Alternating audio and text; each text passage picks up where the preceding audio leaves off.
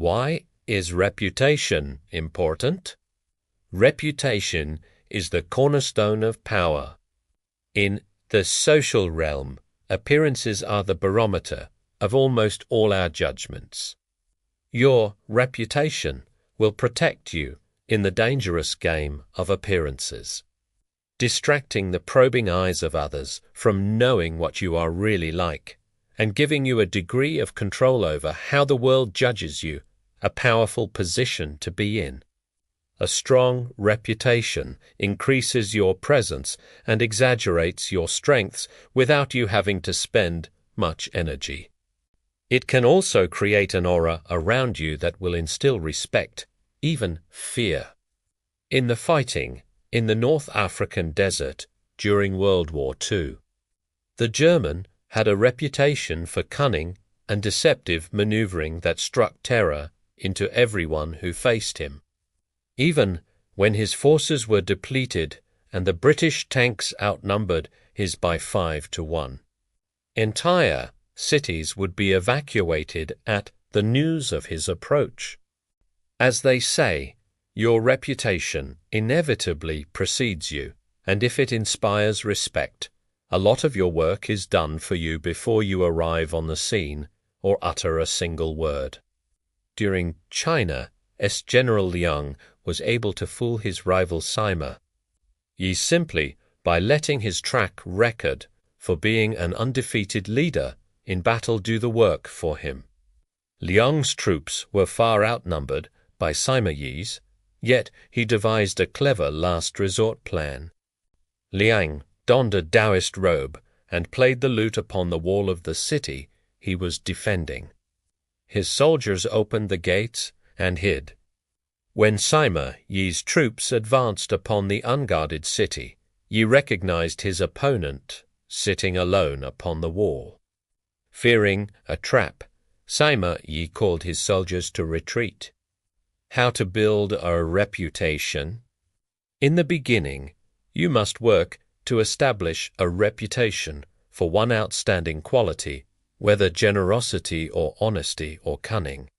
This quality sets you apart and gets other people to talk about you. You then make your reputation known to as many people as possible subtly, though. Take care to build slowly and with a firm foundation, and watch as it spreads like wildfire. Reputation is a treasure to be carefully collected and hoarded. Especially when you are first establishing it, you must protect it strictly, anticipating all attacks on it. Make your reputation simple and base it on one sterling quality. Distingue qualité efficiency, c'est, or seductiveness becomes a kind of calling card that announces your presence and places others under a spell. A reputation for honesty will allow you to practice all manner of deception. Casanova used his reputation as a great seducer to pave the way for his future conquests. Women who had heard of his powers became immensely curious and wanted to discover for themselves what had made him so romantically successful. For ways to safeguard and grow your reputation. 1. Never appear desperate in your self-defense against the slander of others. Do not let yourself get angry or defensive at the slanderous comments of your enemies. It reveals insecurity, not confidence in your reputation. Take the high road instead, and never appear desperate in your self-defense. 2. Sow doubt and spread rumors about your rival and attack on another man's reputation is a potent weapon, particularly when you have less power than he does. He has much more to lose in such a battle, and your own thus far small reputation gives him a small target when he tries to return your fire. P.T. Barnum used such campaigns to great effect in his early career. But this tactic must be practiced with skill. You must not seem to engage in petty vengeance.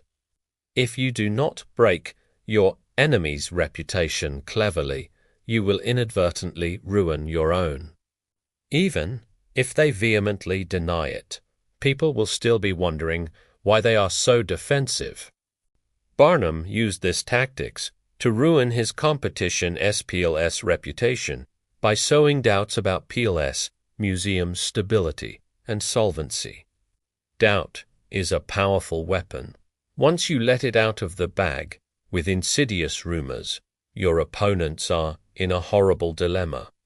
On the one hand, they can deny the rumors, even prove that you have slandered them. But a layer of suspicion will remain. Why are they defending themselves so desperately? Maybe the rumor has some truth to it. If, on the other hand, they take the high road and ignore you, the doubts, unrequited, will be even stronger. If done correctly, the sowing of rumors can so infuriate and unsettle your rivals that in defending themselves they will make numerous mistakes. This is the perfect weapon for those who have no reputation of their own to work from. 3.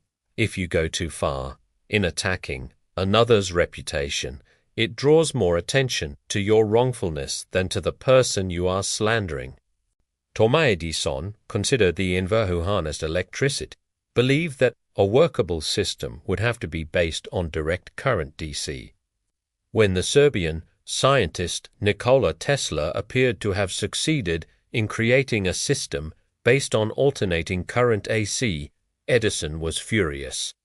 He determined to ruin Tesla's reputation by making the public believe that the AC system was inherently unsafe and Tesla irresponsible in promoting it.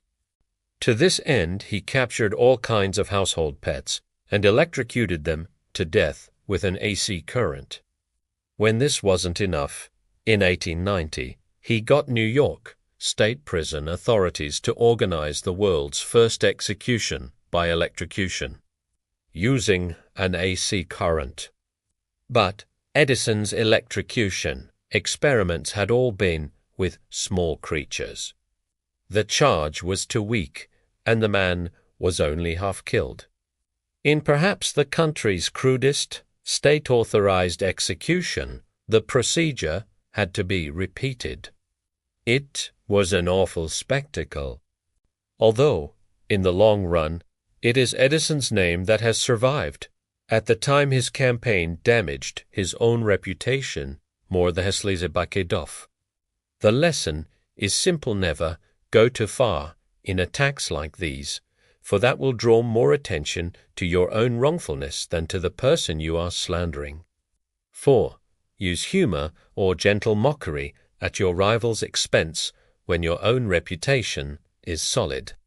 Use subtler tactics, such as satire and ridicule, to weaken your opponent while making you out as a charming rogue.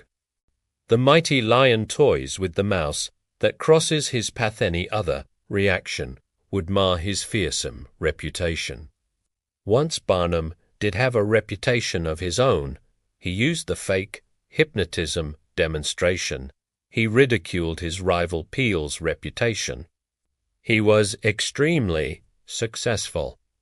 Once you have a solid base of respect, ridiculing your opponent puts him on the defensive and draws more attention to you, enhancing your own reputation.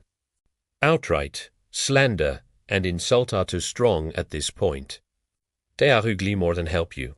But gentle humor and mockery suggest that you have a strong enough sense of your own worth to enjoy a good laugh at your rival's expense. A humorous front can make you out as a harmless entertainer while poking holes in the reputation of your rival. How to improve a bad reputation? Perhaps you have already stained your reputation so that you are prevented from establishing a new one.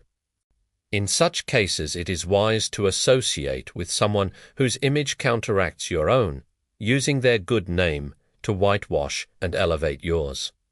It is hard, for example, to erase a reputation for dishonesty by yourself.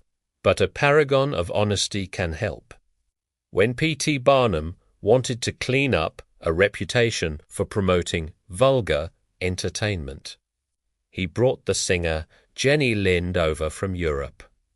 She had a stellar, high-class reputation, and the American tour Barnum sponsored for her greatly enhanced his own image. Similarly, the great robber barons of 19th century America were long unable to rid themselves of a reputation for cruelty and mean spirit.